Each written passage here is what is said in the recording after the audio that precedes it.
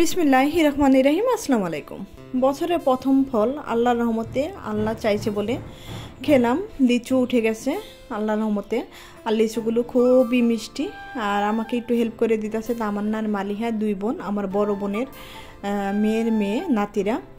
আর আমি লিচুগুলো বোটা ছিঁড়ে তারপর ধুয়ে ফ্রেশ করে রাখলাম, না হয় দেখা যাবে নাফিস এসে কোচিংয়ে গেছে, এসে এভাবে আর কি খেয়ে নেবে। আর খোসার মধ্যে অনেক ধুলাবালু জীবাণু থাকে, ধুয়ে খাওয়াই ভালো, ধুয়ে রাখাই ভালো, ফ্রিজে রাখে আর যেখানে রাখি না কেন।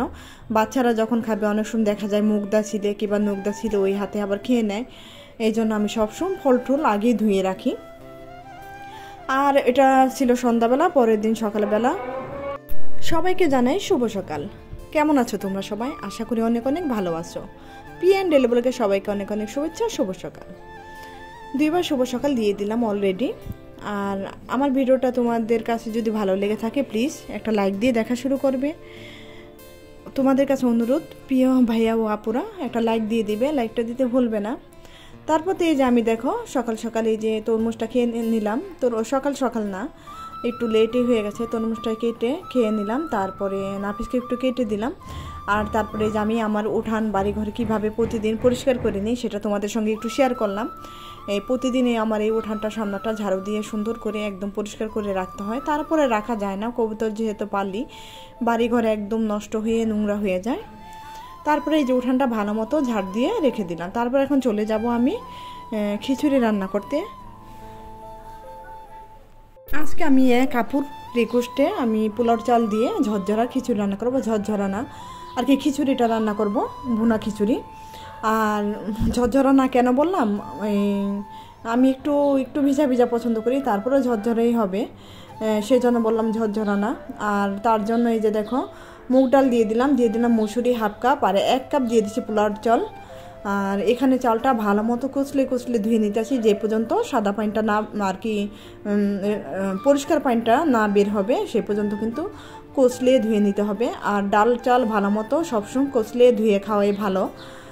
আর এই ডাল চালটা এই যে দেখো ধুয়ে নিলাম। তারপরে আমি প্রেশার কুকারে বসাই দেবো, একটা দারচিনি দিয়ে দিলাম, আর দিয়ে দিলাম একটা তেজপাতা 2 ভাগ করে। আর এখন দিয়ে দেবো কিছু পেঁয়াজটা ভেজে আর কি ভুনা কিছু রান্না করব, তো তাই আমি ভাবলাম মশলাটা একটু ভুনেই রান্না করি। এভাবেও রান্না করা যাবে, হাতে মাখিয়েও পেঁয়াজ ভেজে তারপরে দিয়ে দেওয়া যাবে চালটা। আর আমি এইভাবে একটু রান্না করি, এইভাবে রান্না করলে মনে হয় যে বেশি একটু টেস্ট হবে। আর দেখো এই যে আদা রসুন বাটা, হলুদের গুঁড়া, মরিচের গুঁড়া সব কিছু দিয়ে দিলাম পরিমাণ মতো 1 চামচ করে। আর দিয়ে দিলাম একটু গরম মশলা শেষের দিকে, আর লবণ পরিমাণ মতো দিয়ে দিতে হবে। আর আমার ওই প্রিয় আপুটা অনেক দিন যাবত আমাকে রিকোয়েস্ট করতেছে যে আপু ভুনা খিচুড়ির রেসিপিটা দিও। আসলে অনেক গরম ছিল, গরমের মধ্যে খিচুড়ি কেউ খেতে চায় না, তাই আমি দিই নাই। এখন একটু ওয়েদারটা ঠান্ডা হয়েছে, তাই ভাবলাম ভুনা খিচুড়ির রেসিপিটা দিয়েও দিই। আর আমার গরুর মাংস রান্না আছে, তাই ভাবলাম আপুর রেসিপিটা দিয়ে দিই। আসলে আপু আমাদের ঘরে কেউ খিচুড়ি পছন্দ করে না আর কি, গরমে কেউ খেতে চায় না, বেশিরভাগ পান্তা ভাত খেলে সবাই খুশি হয়। আর সকালে নাস্তাটা আমাদের তেমন খাওয়া হয় না, এই জন্য আমাদের খিচুড়িটা একদম রান্না করা হয় না। তারপরে কিন্তু আমি ঈদের মধ্যে ভুনা খিচুড়ি রেসিপিটা দিয়েছিলাম, তুমি খেয়াল করো নাই বোধ হয়, এই জন্য আমি আবারও দিয়ে দিলাম। আর এই যে দেখো খিচুড়িটা কিন্তু হয়ে গেছে, প্রেশার কুকারে দিয়ে আমি 2-3টা সিটি দিয়ে তারপর নামিয়ে নিলাম। আর তোমরা চাইলে এমনিও রান্না করতে পারো প্রেশার কুকার ছাড়া। আর আমি যেই পটে চালটা মেপে দিচ্ছি সেই পট দিয়ে কিন্তু 2 পট চালে 4 পট পানি লাগবে, 1 পট চালে 2 পট পানি লাগবে, সেই অনুযায়ী আর কি পানিটা দিতে হবে, তাহলেই তোমার খিচুড়িটা একদম ঝরঝরা পারফেক্ট খিচুড়ি হয়ে যাবে। আর সবসময় আপু চেষ্টা করবা যে এই পটটা দিয়ে চাল মাপবা ওই পটটা দিয়ে ডাবল পানি দিতে, 1 পট চালে 2 পট পানি লাগবে আর কি। যেভাবে আমরা পোলাও রান্না করি একই সিস্টেম, সেভাবে আর কি রান্না করলে একদম ঝরঝর হয়। তুমি প্রেশার কুকারে রান্না করো কি বা রাইস কুকারে রান্না করো কি বা এমনি হাঁড়িতে রান্না করো, একই সিস্টেমে তোমার রান্নাটা হয়ে যাবে, খুব সুন্দর হবে। আর আমার কাছে মনে হয় প্রেশার কুকার বা রাইস কুকারে রান্না করলে খিচুড়িটা বেশি টেস্ট হয়, কারণ বাষ্পটা তো বের হতে পার না, খুবই মজা লাগে। আর এদিকে আমি খাচ্ছি, ওইদিকে কিন্তু ইঁদুরে কিন্তু আমার শশাগুলো খেয়ে নিতেছে, বড় একটা ইঁদুর, এই যে দেখো বড় একটা ইঁদুরে চুপ করে আমার শশাগুলো খেয়ে নিতেছে আর নাচতেছে। এই যে দেখো নাফিস মামার সঙ্গে সমানে দুষ্টামি করতেছে এদিকে, আর সে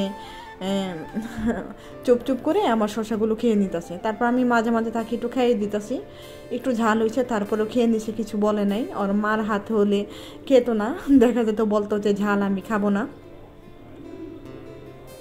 আর আমি মাংস ছিঁড়ে ছিঁড়ে একটু করে টুকটুক করে দিচ্ছি আর সে খেয়ে নিতেছে। সকালে আসছে আমাদের বাসায়, বলছি যে যেও না, খিচুড়ি রান্না করতেছি খেয়ে যাও, বলে আচ্ছা ঠিক আছে। সে আবার দাওয়াত পেলে খুব খুশি হয়ে যায়।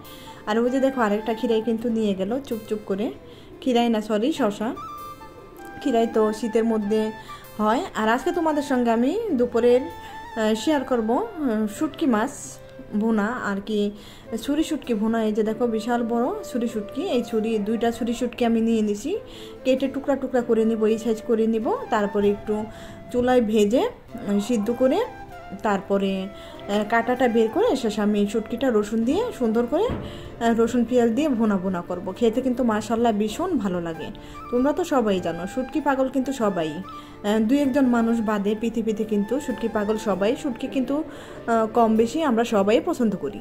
তারপরে এই যে দেখো একটু ভেজে নিলাম, পুড়ে নিলাম না, তোমরা সেটা একটু পুড়েও নিতে পারো, আমি আর পুড়লাম না, একসাথে ভেজে নিলাম। তারপর পরিষ্কার করে এখন ধুয়ে নিব কিছুক্ষণ।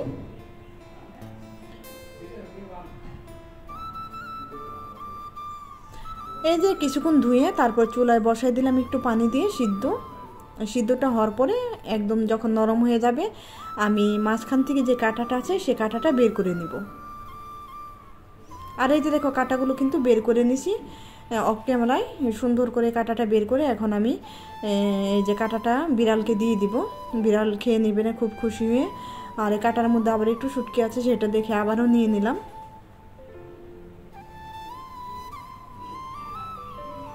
এখন দিয়ে দিলাম একটা পাত্রে সরিষার তেল আর দিয়ে দিলাম বেশ কিছু পেঁয়াজ। আর শুটকি ভুনায় কিন্তু একটু পেঁয়াজ তেল একটু বেশি লাগে। আর দিয়ে দিলাম রসুন, এটা তো দেশি রসুন, 5-6টা দুইটা রসুন আর কি ছিলে কোষগুলো বের করে তারপর দিয়েছি। তোমরা যদি ইন্ডিয়ান রসুন দাও যে যতটুক অনুযায়ী ততটুক দিয়ে দিতে পারো। আর এই যে দেখো রসুন আর পেঁয়াজটা ভেজে তার মধ্যে কিন্তু আমি শুটকিটাও ভেজে নিলাম তেলের মধ্যে, তাহলে টেস্টটা বেশি হবে। আর মাঝখানে একটু ফাঁকা করে তেলটা বের করে এর মধ্যে দিয়ে দিব মশলা, আদা রসুন বাটা, হলুদের গুঁড়া, মরিচের গুঁড়া, তারপরে লবণ, সব কিছু দিয়ে দিলাম। আদা রসুনের সঙ্গে কিন্তু জিরা বাটাও আছে, একসঙ্গে আমি ব্লেন্ড করে নেই আদা রসুন জিরা। আর এই যে দেখো ভালো মতো এখন মশলাটা আবার একটু ভেজে নেই, মশলা আর শুটকির সঙ্গে মশলাটা ভেজে তারপর পরিমাণ মতো একটু পানি দিব।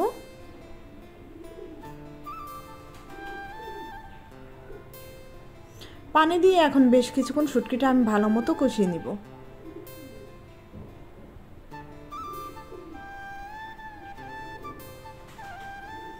আর যে কোনো তরকারি কিন্তু যত বেশি কষানো যায় ততই কিন্তু বেশি টেস্ট হয়। আর আমি শুটকিটা কিন্তু বেশ ভালো করে অনেক সময় লাগিয়ে তারপর কষিয়ে নিয়েছি। তারপর দিয়ে দিলাম পরিমাণ মতো একটু ফোটানো পানি, পাশের চুলায় পানিটা ফোটাতে দিয়ে দিয়েছিলাম, ফোটানো পানিটা দিলাম, রান্নাটা তাড়াতাড়ি হয়ে যাবে এই জন্য।